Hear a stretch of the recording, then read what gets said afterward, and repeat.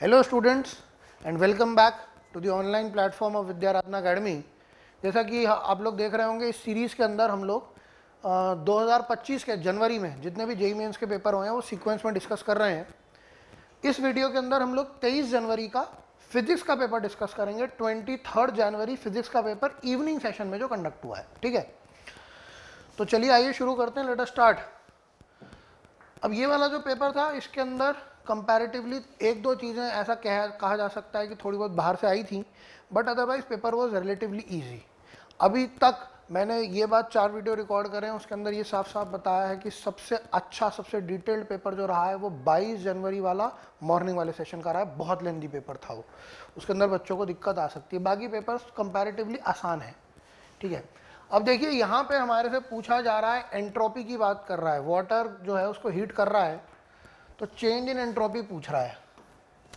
अब ये एंट्रोपी वाली जो कंडीशन है, ये वैसे तो इन्होंने कहा था कि सेकंड लॉ ऑफ थर्मोडायनामिक्स हटा दिया है, बट ठीक है फिर भी पूछ लिया है। तो इसके अंदर हम कहते हैं अगर हम ऑब्जेक्ट को थोड़ी सी हीट सप्लाई करते हैं dq, तो उसका टेम्परेचर राइज होता है msdt, ठीक है। Heat supplied is ms delta t। अब जो एंट्रोपी होती है, चेंज इन एंट्रोपी, वो कैलकुलेट करी जाती है heat supplied divided by temperature. तो अगर हमारे को टोटल चेंज इन एंट्रोपी चाहिए तो हम इसको इंटीग्रेट कर देंगे। जब इसको इंटीग्रेट करेंगे तो m और s बाहर आ जाएगा, अंदर बच जाएगा dt डिवाइड बाय t। अब 1/x का इंटीग्रेशन होता है log, तो आपके पास कंडीशन बनेगी ms log to the base e t final by t initial t2 by t1, ठीक। ये आपके पास चेंज इन एंट्रोपी आ गया। स्पेसिफिक हीट आपको पानी का दिया है 1, तो इसको अज्यूम कर लेंगे 1, तो यहाँ पे आंसर बनेगा m log T2 by T1, क्योंकि फाइनल टेम्परेचर है T2, इनिशियल टेम्परेचर है T1, ठीक है। तो m log T2 by T1 first option आपका आंसर बनेगा, ठीक है। छोटा सा ही क्वेश्चन है, 2 ही लाइन का क्वेश्चन है, लेकिन इसमें गलती ये हो जाती है कि बच्चे बहुत बार ये भूल जाते हैं कि एंट्रोपी कैसे निकाला जा रहा है, चेंज इन एंट्रोपी कैसे निकालना है, ठीक है। आगे चलते हैं नेक्स्ट क्वेश्चन की तरफ।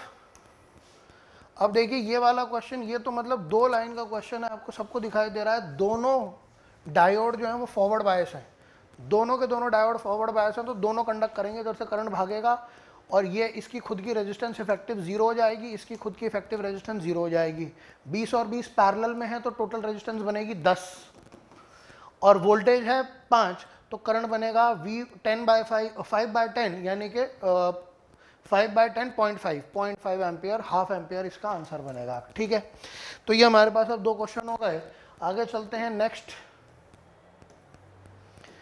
अब इस क्वेश्चन में देखिए, इस क्वेश्चन के अंदर अगर आप देखेंगे तो आपको स्प्रिंग के अलग अलग इलोंगेशन दिए हुए हैं। तो कहता है जब इलोंगेशन है x1, तो फोर्स, टेंशन मतलब फोर्स kx की वैल्यू है 5। तो मैं लिख लेता हूं kx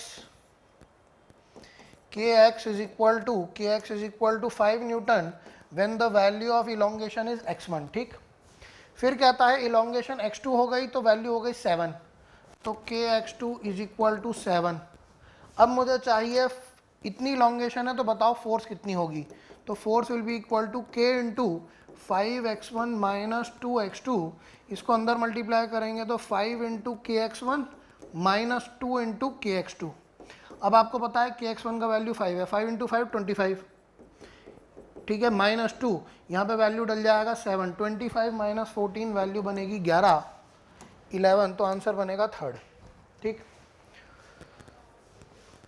जैसा कि मैंने बताया कुछ क्वेश्चन आसान आ रहे हैं, तो उम्मीद कर रहा हूँ ये सारे क्वेश्चन आप लोगों ने सॉल्व कर लिए होंगे। आगे चलते हैं अगले सवाल पे। अब देखिए ये वाला फिर से स्ट्रेट फॉरवर्ड क्वेश्चन है, फॉर्मूला डालना है। कह रहा है कि work done on dipole in rotating it from equilibrium. तो जब डायपोल इक्विलिब्रियम में रखा होता है तो पोटेंशियल एनर्जी होती है माइनस पी।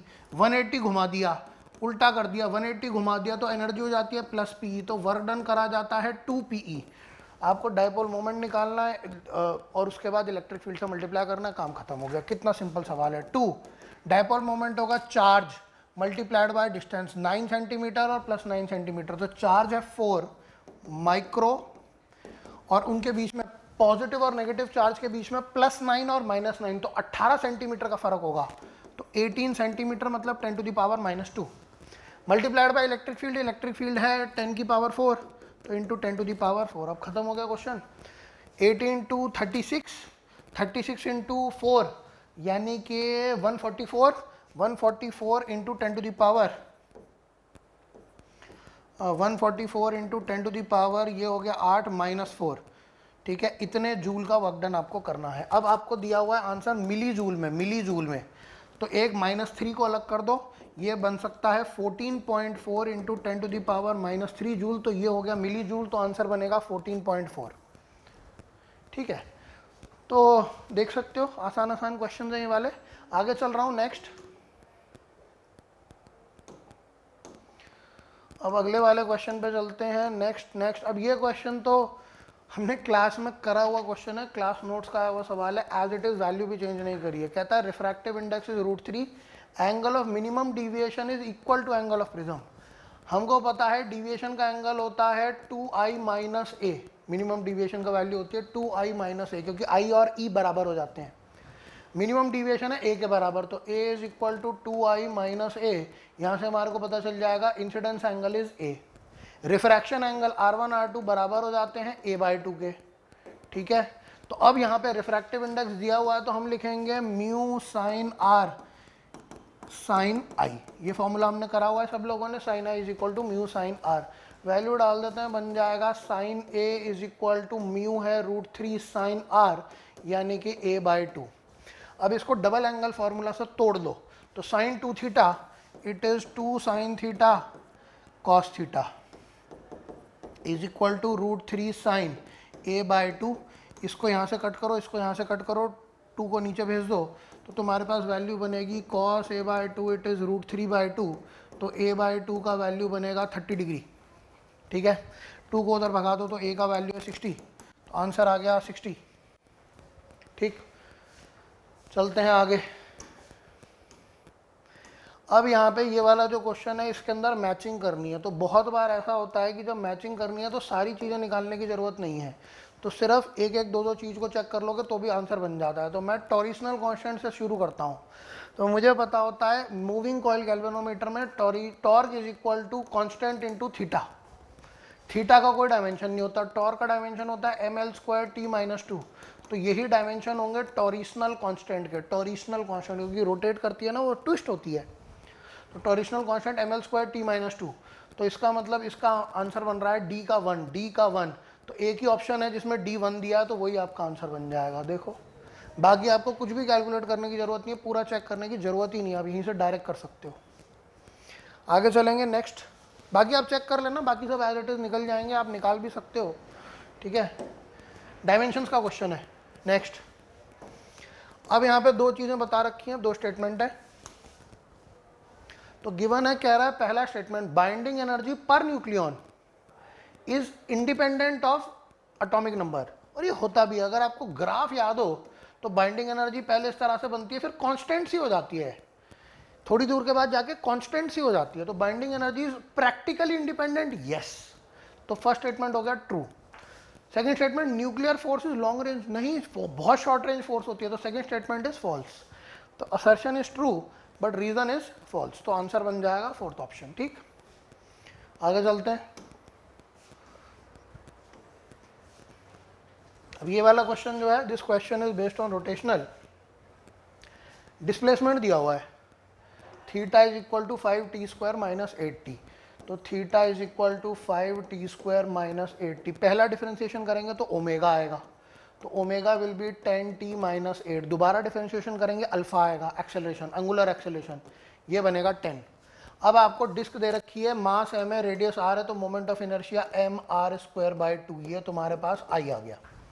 अब तुम्हें चाहिए रोटेशनल पावर चाहिए, तो पावर होगी torque into omega, force into velocity, force into velocity F into v, याद रखो F इंटू वी होता है ना पावर, तो वही चीज़ है। तो टॉर्क इंटू ओमेगा, ठीक है, टॉर्क इंटू ओमेगा। टॉर्क की जगह लिखूंगा I alpha into omega, this will be equal to power, moment of inertia पता है mr²/2, अल्फा की वैल्यू निकाल ली है 10 ओमेगा। अब टाइम की बात कर रहा है, जब टाइम है 2 सेकेंड, तो अगर टाइम 2 होगा तो 20 माइनस 8 12, ओमेगा की वैल्यू बनेगी 12, this will be equal to power 120/2 60, answer बन गया थर्ड ऑप्शन 60। क्लियर, आगे चल रहा हूँ।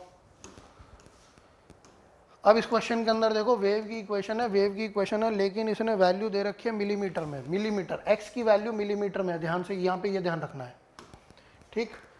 तो अब देखिए हमारे को पता है के एक्स प्लस ओमेगा टी है, के एक्स प्लस ओमेगा टी, के एक्स प्लस ओमेगा टी, इसका मतलब नेगेटिव डायरेक्शन में वेव जा रहा है, तो ये दोनों तो वैसे ही कट गए।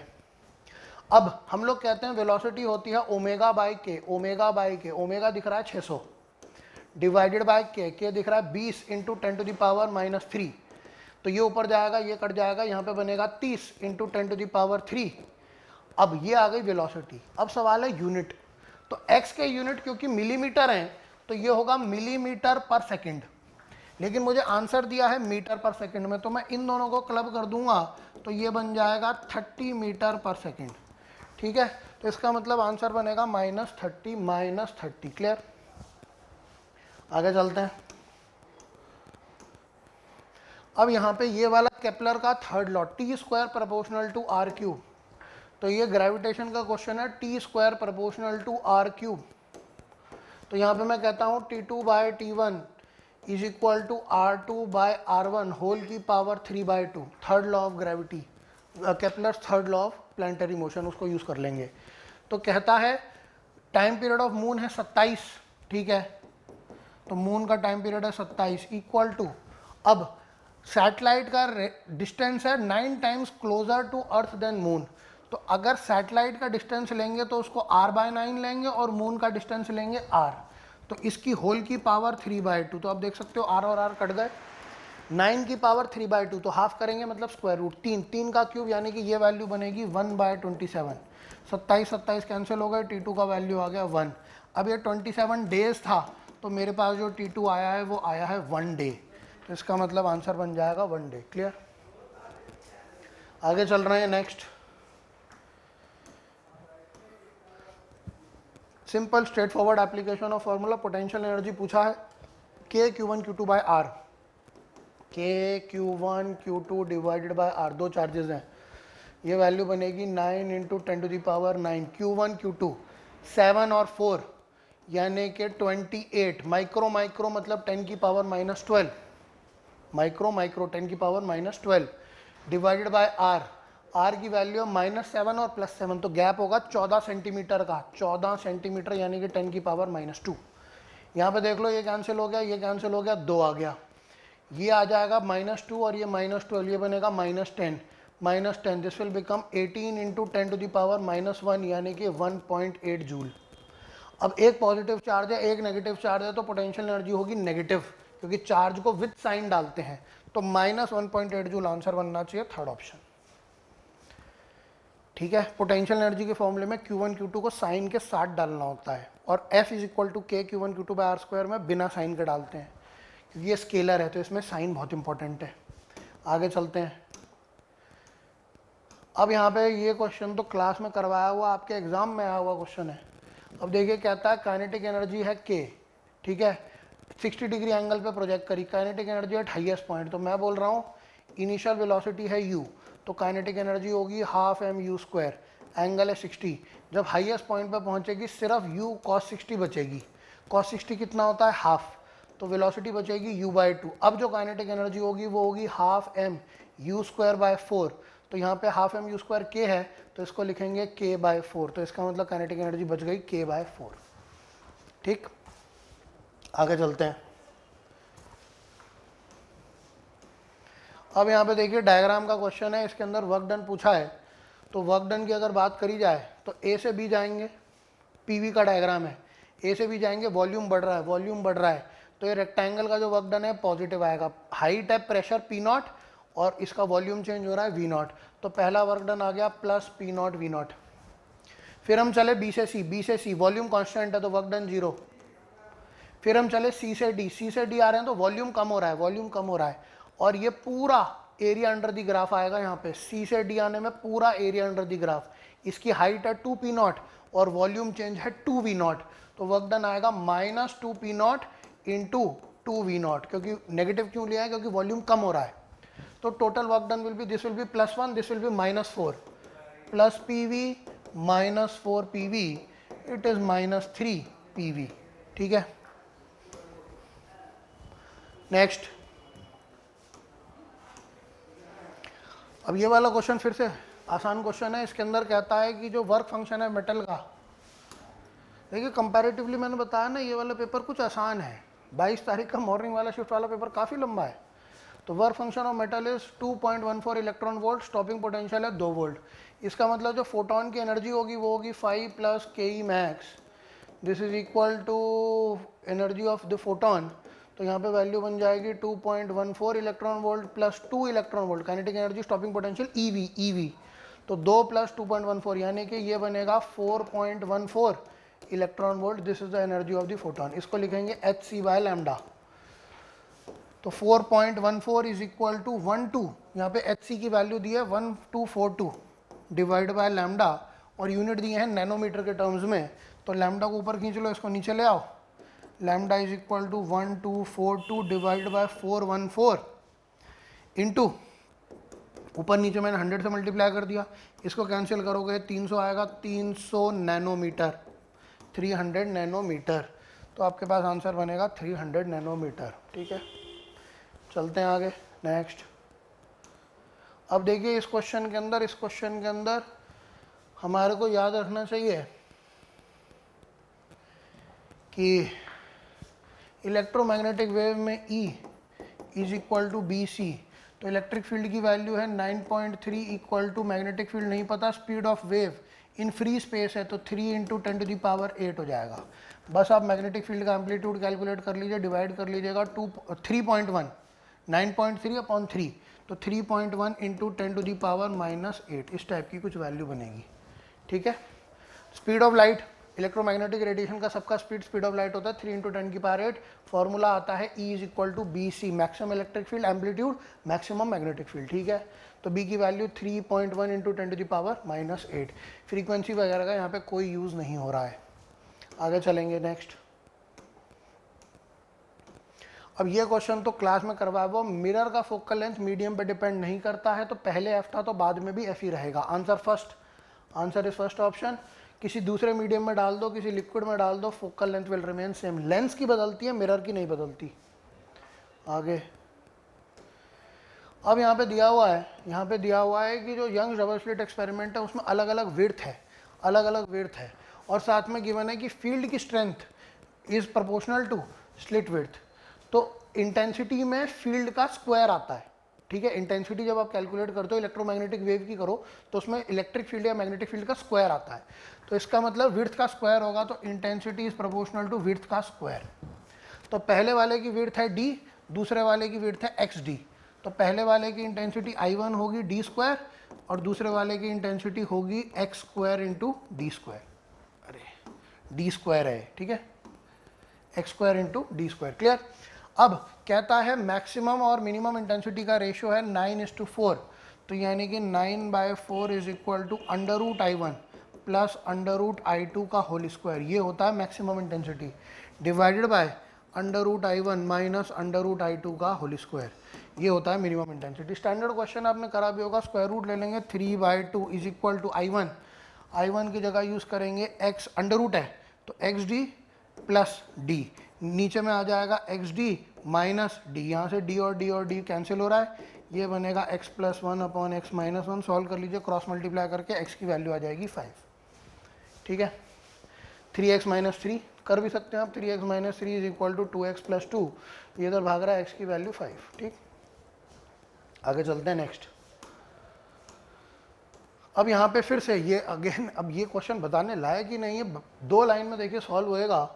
तो कहता है कि water flows in horizontal pipe, तो हम लिखेंगे P + ½ ρV²। हॉरिजॉन्टल पाइप है तो हाइट चेंज नहीं करेगी, तो P1 + ½ ρV1²। ठीक है कि नहीं है। अब जब वॉल्व को ओपन करेंगे तो दूसरी तरफ, एक तरफ वेलोसिटी नहीं होगी, दिस इज इक्वल टू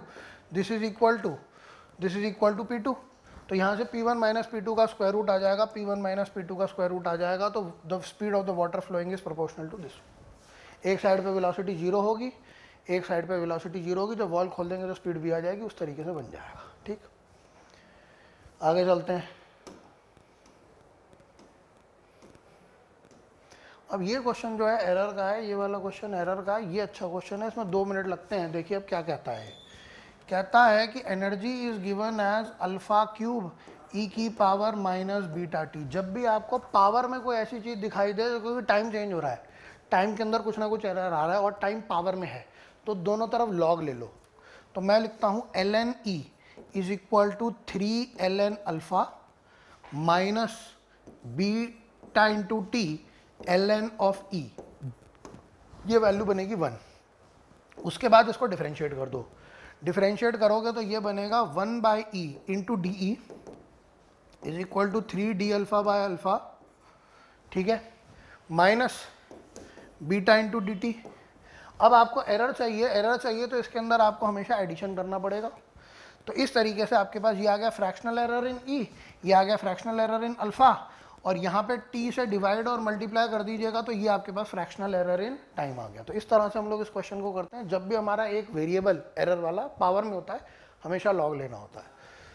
अब इसके अंदर परसेंटेज कैलकुलेट कर देते हैं। अल्फा का जो परसेंटेज है वो 1.2 है, तो 3 इंटू 1.2% प्लस बीटा का वैल्यू है 0.3, तो 3/10 into d T by T, यानी कि टाइम के अंदर जो फ्रैक्शनल एरर है वो है 1.6% इंटू टाइम कितना है 5।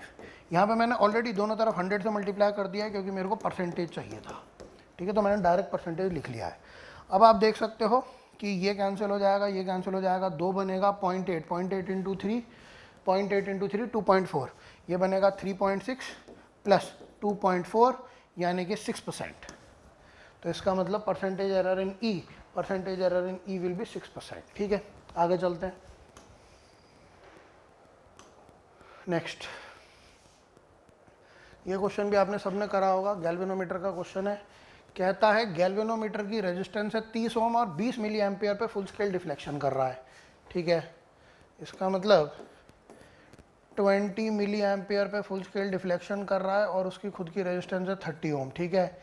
इसके साथ शंट लगाना है, तो मैक्सिमम करंट सर्किट में आना चाहिए 3 एम्पियर, तो बचा कुचा करंट नीचे जाएगा, 3 माइनस 20 मिली एम्पियर इतना करंट नीचे जाएगा, और शंट रेजिस्टेंस की वैल्यू जो है वो है 30/x। अब क्योंकि दोनों पैरेलल में है तो I1 R1 is equal to I2 R2, दोनों का वोल्टेज सेम होगा। तो मैं इसको लिखूंगा 20 मिली एम्पियर यानी कि 20/1000 I1 R1 into 30 is equal to I2 R2, ये बनेगा 3 माइनस 20/1000 I2 इंटू R2, ये बनेगा 30/x। अब इस इक्वेशन को सॉल्व कर लेंगे, x की वैल्यू आ जाएगी।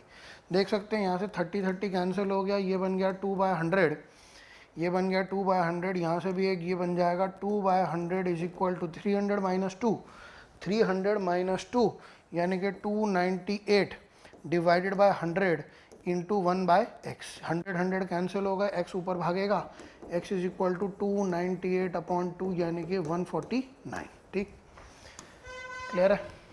पोटेंशियल बराबर करने, ठीक है, पोटेंशियल दोनों के बराबर होंगे, ऑब्वियसली पैरेलल में कनेक्टेड है। नेक्स्ट आगे चलते हैं अगले सवाल पे, 46। अब ये वाला जो क्वेश्चन है, इसके अंदर ये अज्यूम किया गया है, इसके 2 मेथड हैं करने के, दोनों से अलग अलग आंसर आ रहे हैं। तो इसमें अर्थ को मूव नहीं करवाया, अर्थ को मूव नहीं करवाएंगे तो उस केस में क्या सोल्यूशन बनेगा वो देख लेते हैं। उस केस में एग्जैक्ट वैल्यू बन रही है, तो यहाँ पे हम कहते हैं अर्थ का मास है m और सैटेलाइट का मास है m/2। अब क्योंकि दोनों के मास काफ़ी आसपास में हैं, तो कंपेरेबल मासेज हैं, तो टेक्निकली सेंटर ऑफ मास के अबाउट रोटेशन होना चाहिए, तो ये भी मूव करेगा, ये भी मूव करेगा, लेकिन हम लोग अज्यूम करके चल रहे हैं कि अर्थ इज फिक्स्ड। तो हम कहते हैं कि अब जो सैटेलाइट मूव कर रही है वो कितनी हाइट पे, r/3, तो उसका जो रेडियस होगा वो होगा r प्लस h, यानी कि r plus r/3 from the centre, this is 4r/3। तो ये आ गया रेडियस ऑफ ऑर्बिट, ठीक है, क्योंकि हाइट है r/3, तो सेंटर से डिस्टेंस होगा r प्लस r/3, 4r/3, ठीक है। अब इसकी जो ऑर्बिटल वेलोसिटी होगी, ऑर्बिटल वेलोसिटी का हमारे को फॉर्मूला पता है gm डिवाइडेड बाय r, तो this will come out to be √g mass of the earth divided by r, यानी कि 4r/3, तो 3 ऊपर आ जाएगा, ठीक। अब एंगुलर मोमेंटम इसका निकालना है, तो angular momentum is mass of the satellite is m/2 into velocity of the satellite is 3gm divided by 4r into radius mvr, यही होता है ना फॉर्मूला एंगुलर मोमेंटम का, mvr सिंगल पार्टिकल का mvr, तो इसका मतलब इंटू रेडियस ऑफ ऑर्बिट है 4r/3, ठीक है। अब आप देख सकते हैं ये वाला 2 है, ये वाला 4 है, यहाँ पे 2 बनेगा, 2 अंदर जाएगा तो 4 के साथ कैंसिल होगा, स्क्वायर रूट में जाएगा ना, ठीक है। 3 अंदर जाएगा तो ऊपर का 3 नीचे का बनेगा 9, तो इसको जब सिंप्लीफाई करिएगा ये बनेगा m अंडर रूट, यहाँ पे 3 आ जाएगा gm और अंदर एक r जाएगा तो बन जाएगा r स्क्वायर डिवाइडेड बाय, यहाँ पे नीचे बनेगा एक 9r, तो आप यहाँ से कैंसिल करिएगा, यहाँ पे बचेगा 3, एक r यहाँ बच जाएगा। आप कंपेयर कर लीजिए m g m r by x की जगह आपके पास आ रहा है 3, तो इसका आंसर बनना चाहिए x इक्वल टू 3, ठीक है, provided earth is assume stationary. वरना दूसरे तरीके से करेंगे तो उस केस में फ्रैक्शनल आता है, ठीक है, तो इस केस में x की वैल्यू 3 आएगी। आगे चलते हैं, अब देखते हैं यहाँ पे ये वाला क्वेश्चन बहुत ही स्ट्रेट फॉरवर्ड सवाल है। कहता है अब इसके अंदर डिस्प्लेसमेंट करंट की बात करिए, तो डिस्प्लेसमेंट करंट जब भी कैपेसिटर में फ्लो करता है तो डिस्प्लेसमेंट करंट का फॉर्मूला आता है c d by d t, rate of change of voltage with time. Displacement current दिया है 0.25 मिली एम्पियर, यानी कि 25 इंटू 10⁻⁻5 एम्पियर। कैपेसिटेंस जो दिया है वो दिया है 2.5 microfarad, 2.5 into 10⁻⁻6 into D by d t. अब इसके अंदर कैलकुलेशन कर सकते हैं, ये कैंसिल यहाँ पे बनेगा 10, ये इधर आएगा, यहाँ पे +10 फिर से हो जाएगा, 10 into 10 100 is equal to d by d t. तो वोल्टेज का जो रेट ऑफ चेंज है वो है 100 वोल्ट पर सेकेंड, ठीक है, ये इस क्वेश्चन का आंसर बन गया। आगे चल रहे हैं नेक्स्ट। अब यहाँ पे कहा जा रहा है कि स्टेडी स्टेट चार्ज क्या होगा कैपेसिटर पे। स्टेडी स्टेट का मतलब यहाँ पे कोई करंट नहीं है, करंट जीरो है, ठीक है, तो करंट सिर्फ नीचे नीचे फ्लो करेगा, करंट नीचे नीचे फ्लो करेगा, तो दोनों रेजिस्टेंस सीरीज में आ गए 25, 10 और 15 25, और वोल्टेज है 5, तो करंट जो फ्लो करेगा वो करेगा 5 डिवाइड बाय 25, यानी कि 1/5। इस करंट के रहते हुए इस रजिस्टर में रेजिस्टेंस है 10, तो पोटेंशियल डिफरेंस होगा IR, potential difference is IR, this is equal to 2 volt, 10 into 1/5 2 volt. तो कैपेसिटर पे भी पोटेंशियल डिफरेंस 2 वोल्ट, कैपेसिटर पे पोटेंशियल डिफरेंस 2 वोल्ट, कैपेसिटेंस है 8 माइक्रोफैरड, तो चार्ज होगा CV, यानी कि 16 microcoulomb. Charge is equal to CV, यहाँ पे आंसर बनेगा 16 माइक्रोकूलम। क्लियर। आगे चलते हैं नेक्स्ट क्वेश्चन पे। अब यहाँ पे ये वाले जो क्वेश्चंस हैं, ये दो क्वेश्चंस इजी हैं। This is a very easy, आपको सबको फार्मूला पता होगा। Angular frequency of AC source, maximum current मतलब रेजोनेंस, मैक्सिमम करंट मतलब रेजोनेंस, तो omega square is equal to 1/LC वाला फार्मूला डाल दो। L भी पता है, C भी पता है, रेजिस्टेंस की जरूरत नहीं पड़ेगी। तो L 100 मिली हेनरी यानी कि 100 इंटू 10⁻³ इंटू C, कैपेसिटेंस है 25 नैनोफैरड, तो 25 इंटू 10⁻⁻9, ये दोनों कैंसिल होकर बनेंगे 10⁻⁻1, ये बनेगा 10⁻⁻10, स्क्वायर रूट ले लोगे, ओमेगा बनेगा 1/5 इंटू 10⁻⁻5, इसको ऊपर भेज दो, omega is 10 into 10⁻⁴ divide by 5, तो ये बन जाएगा 2 इंटू 10⁻⁴। ये आपके पास ओमेगा की वैल्यू आ गई, फॉर्मूला वही है, कैलकुलेशन करिए बस मैंने। अब आपको दिया हुआ है ओमेगा इज x इंटू 10⁻⁴, तो वैल्यू आपको दिखाई दे रही है 2, तो answer will be coming out to be omega is 2 into 10⁻⁴, तो कंपैरिजन करेंगे तो वैल्यू आ रही है 2, यहाँ पे जो फिल करेंगे वैल्यू वो है 2। आगे चलते हैं आखिरी क्वेश्चन पे। अब इस क्वेश्चन के अंदर बबल में सरफेस टेंशन भी है और वो हाइट पे भी है नीचे, तो इसका मतलब पानी के अंदर नीचे होगा तो एक्स्ट्रा प्रेशर होगा H⍴g, और सरफेस टेंशन की वजह से अंदर एक्स्ट्रा प्रेशर होता है 2T/R, तो टोटल प्रेशर जो एक्स्ट्रा होगा वो होगा H⍴g plus 2T/R। Extra pressure is H⍴g plus 2T/R, बस आपको वैल्यू डालनी है, कैलकुलेट करना है।